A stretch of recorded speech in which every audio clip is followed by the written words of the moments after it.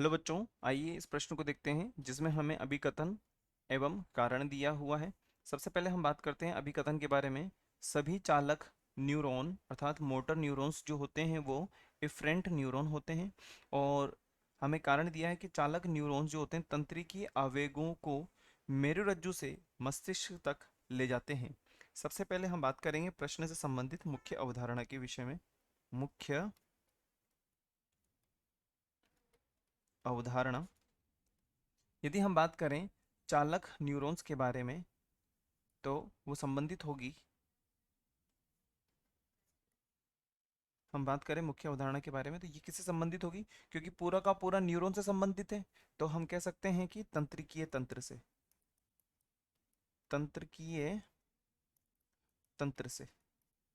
अब हम बात करते हैं कि जो हमें अभिकथन दिया हुआ है उसकी सत्यता के बारे में बात करते हैं। सबसे पहले देखिए, हमें दिया हुआ है जो चालक न्यूरॉन होते हैं, चालक न्यूरॉन्स, चालक न्यूरॉन्स के बारे में यदि हम बात करें तो वो कैसे बता रहे हैं, इफरेंट होते हैं, जो कि पूर्ण रूप से सत्य है। चालक मतलब मोटर न्यूरॉन के बारे में बात कही जा रही है, मोटर न्यूरॉन के बारे में बात कर रहा है। और मोटर न्यूरॉन्स कैसे होते हैं, ये एक तरीके से अपवाही न्यूरॉन होते हैं। कैसे होते हैं, अपवाही, अपवाही न्यूरॉन होते हैं। अर्थात हम कह सकते हैं कि अभिकथन हमारा सत्य है। और अब हम बात करते हैं यहाँ पर जो कारण दिया हुआ है वो यह कि जो तंत्रिकीय आवेग होते हैं, कहने का मतलब जो आवेग होते हैं, यह एक तरीके से हम इन्हें सूचनाएं भी कह सकते हैं।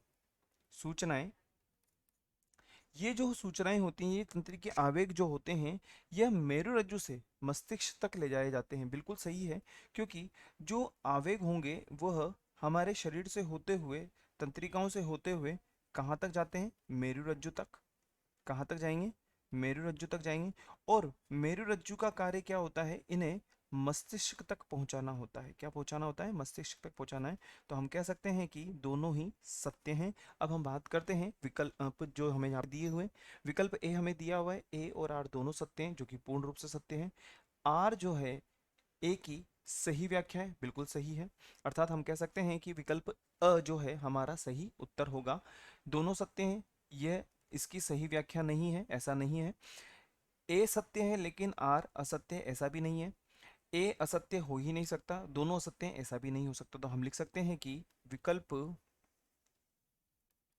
अ, विकल्प अ हमारा वांछित उत्तर होगा। आशा है आप इसे अच्छी तरह समझ गए होंगे। धन्यवाद।